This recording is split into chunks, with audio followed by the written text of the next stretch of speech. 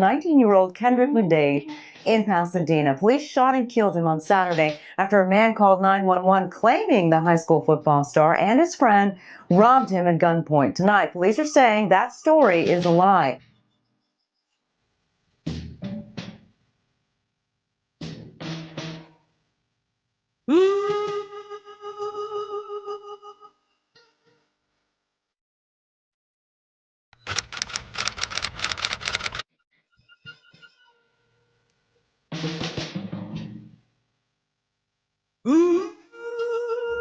He was asking the police that rolled down in the ambulance with him, why did you guys shoot me? He didn't know what was going on. He didn't know why he lost his life.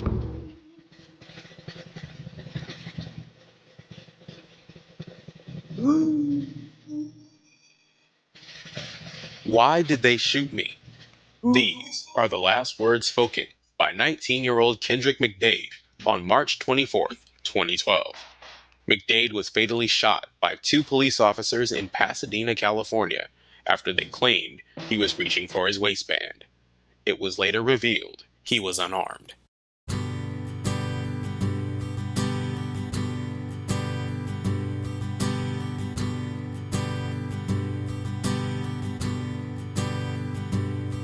Kendrec grew up with a passion for football.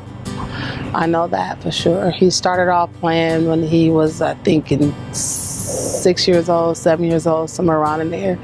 And he played tackle and flag. And as he grew, his heart grew for the passion of football. And he did track.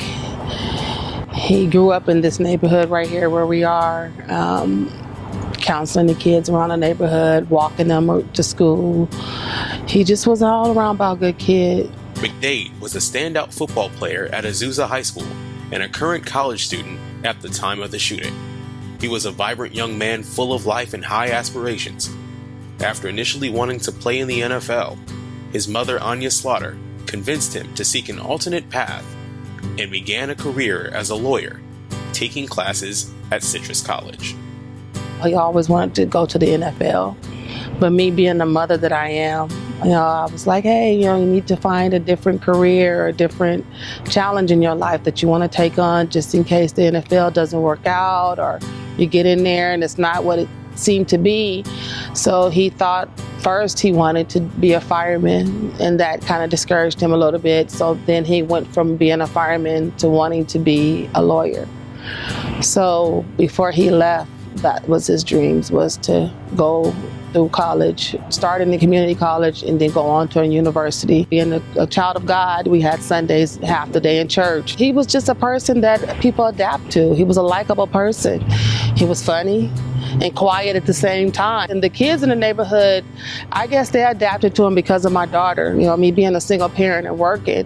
Kendrec, when he was a teenager, he was responsible for, taking her to school or me dropping her off at school. And this area right here is busy, so his responsibility every morning was to get up and make sure she crossed that street and she was in sight of the crossing guard for the school around the corner. So I guess all the other kids just blended right in with him, and he ended up tutoring them sometimes and running to the park, to Pioneer Park, to play ball. He was just an all-around good person. Slaughter had just given birth to a new son, Keon. So Kendrec took on a lot more responsibility in the household than the average young man at that age. He was also a positive influence on all of his friends and other kids in the close-knit Azusa community he lived in. First and foremost, I've always taught him to respect me as his mom, and which I didn't have a problem with. He did that automatically. But I also, just taught him the basic general things of life as far as being honest, being open, speaking his mind, voicing his opinion when he wanted to, not to be afraid of the outcome of anything, to always strive for what he thought was best in his heart and his mind. And I always told him never to be a follower, always be a leader. You don't want to follow negative things, or you don't want to follow positive things all the time. You want to be yourself in life. You want to learn from each direction, let's put it like that. So you'll know not to go that way, and you know to go that way if you have to, but you also want your own path.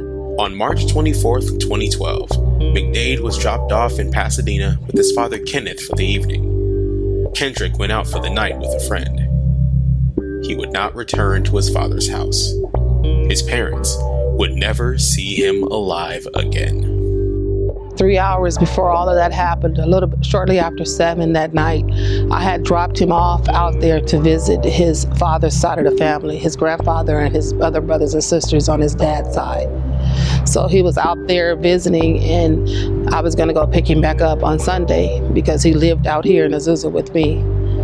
So he was only going to be there for just over the night, basically, because it was a Saturday night, and he was just going to spend a night there, and then I was going to come back and pick him up that Sunday evening after church. His mother remembers that day and recalls what would be her last words to her eldest son. My last word to him before I dropped him off, I told him I love him and I'll see you tomorrow. And he said, I love you too. Slaughter read of her son's death without even realizing it. She heard about the deadly shooting the next morning. However, many outlets erroneously reported McDade's age as being 20 instead of 19, so she didn't connect the dots. After back and forth conversation between Slaughter and McDade's father about the whereabouts of their son, he confirmed the passing to her over the phone at 10:30 a.m. Needless to say, I read about it on my iPad. But when I read about it, at the time Kendrec was 19, and they had a 20-year-old in there with no name. And I read that it happened in the city of Pasadena. And so I didn't initially find out that it was my son until hours later when his dad called me. And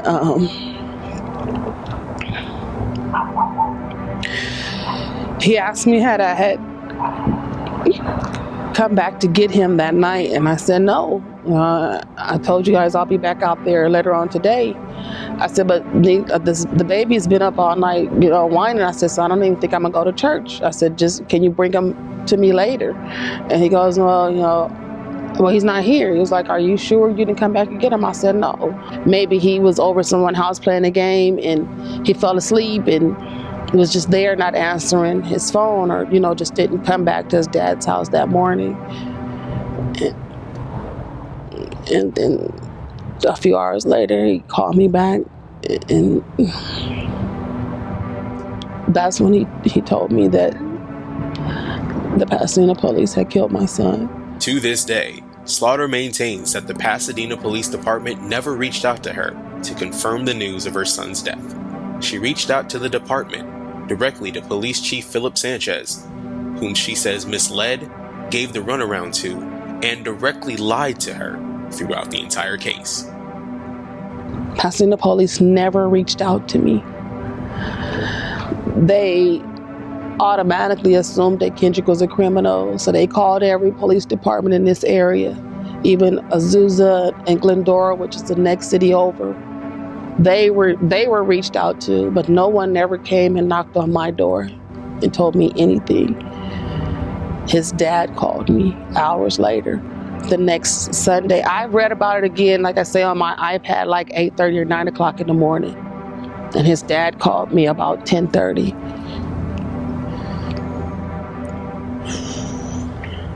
So, which was an hour and a half, 2 hours later. It was devastating.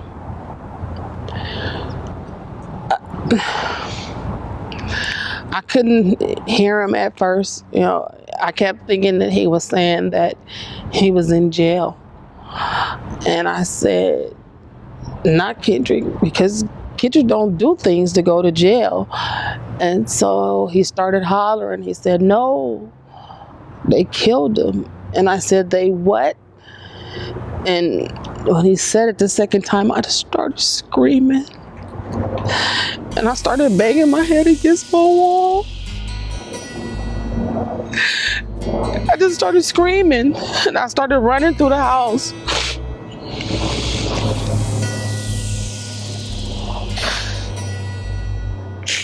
And my neighbor came in, And he asked me what was wrong, and I couldn't talk. I was just screaming, and I could just remember his dad kept saying on the phone, "You have to come out here. You have to come out here," because they don't want to talk to me. And so the neighbor kept asking me what happened, and I couldn't even tell him. I was just screaming. And so I remember him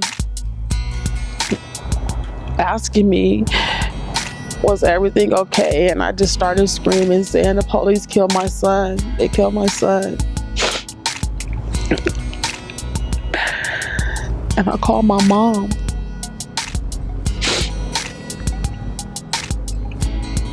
And Ken, which is Kendric's dad, just kept calling me, like, "Come out here." And I couldn't move. I was so nervous.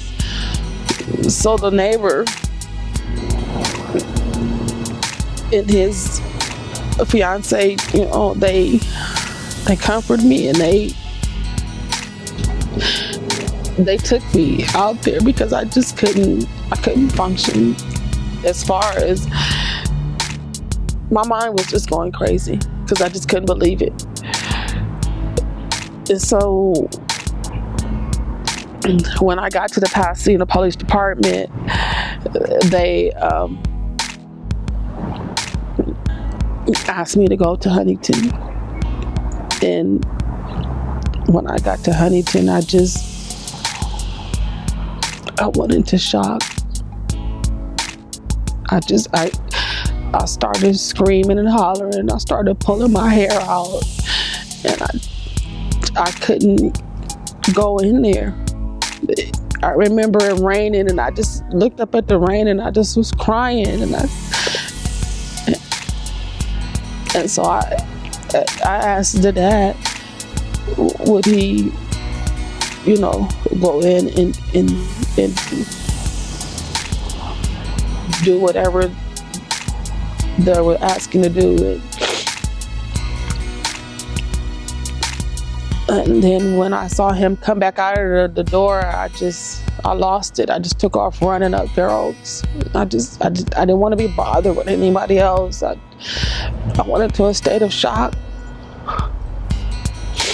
At that particular moment, I didn't know what I wanted to do with my life. I felt like running out in front of a car. I didn't know which way to turn because I had lost something so valuable to me. Even though I had a newborn 3 miles away, I couldn't function on him. I couldn't function on my other child. I couldn't function on myself because my foundation had been cracked. And I looked over and I just started screaming. I felt like justice wasn't served. I knew a majority of those things already. So when I approached Chief Sanchez about those things, he shooed me away.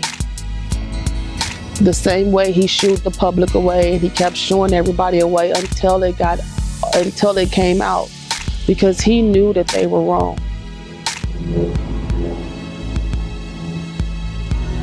So I felt like from day one, when he started lying, he just kept lying, that I felt like I couldn't trust him anymore either.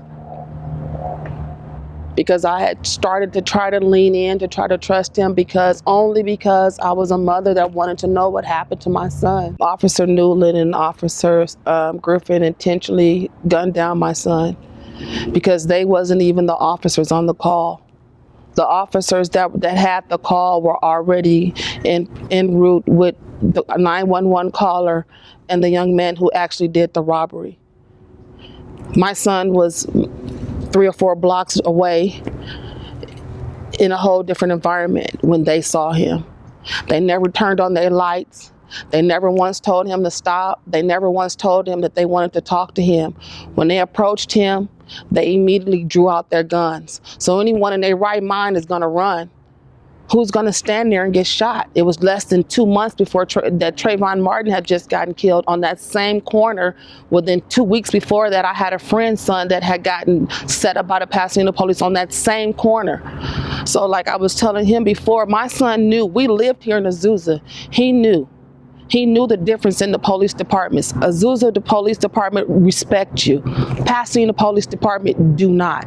After the ORR report came out, it sealed my feeling because it also stated that Newland also had a gun, his gun out. So that meant both of the officers were chasing my son with their gun out, one in the car and one running.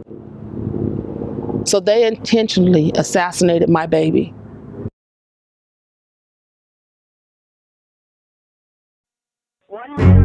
At approximately 11:04 p.m., Oscar Carrillo placed a call to 911 dispatchers alleging two young black males stole a backpack and electronics at gunpoint from a parked car in front of Artero's restaurant on Orange Grove Boulevard. Originally, Carrillo said only one robbery suspect had a gun. He then stated several times that both suspects had guns. Carrillo mentioned the presence of a gun 8 times during the 5-minute 911 call. So both had a gun. I hold him responsible, but then also I hold the officers responsible.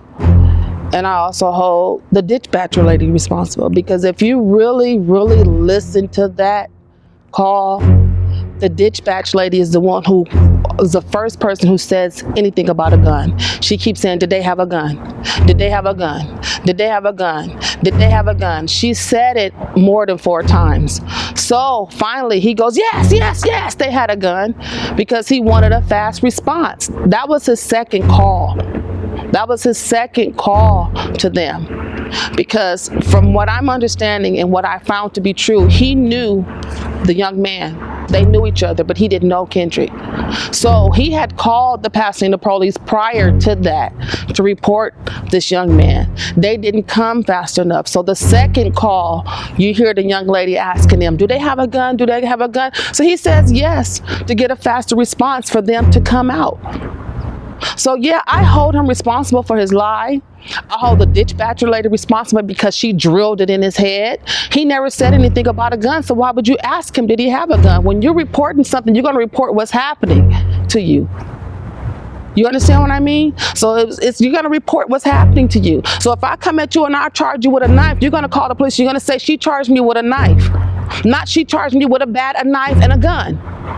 You understand what I mean? So you see the difference in that? And then I also hold the Pasadena police responsible because they know their protocol. They know their protocol. They know that that wasn't the first gun call they've ever had. They know how to handle a gun call. So I hold them responsible. I hold the two officers responsible for their actions. And I hold them responsible for what led up to my son being killed. They didn't follow any Pasadena police protocols. They didn't broadcast that they were chasing him because, again, they were not on that call. They just so happened saw him standing on a corner. And they say he fit the description. So that's how that came about. So they never broadcast and said they saw him standing on that corner. They never broadcast and said they was chasing him. They never broadcast and said they hit the wall while they was chasing him. They never broadcast none of this because their intentions was to gun him down. They already had, and then they admitted to having pulled his gun. Officer Matthew Griffin admitted to pulling his gun out of his holster when he first saw Kendrec. Then, like I say, after the ORR report came out, it was in there that Newland pulled his gun out too. So now you got 2 officers running at you with their guns pulled out on you. But they never say, hey, well, let me talk to you. No, none of that. His intentions were they were going to kill. That would be anybody in their right state of mind intention. No matter what race or color or anything else they was, a lady or man, a child or adult or whatever. Anybody in their right state of mind. I would have ran too.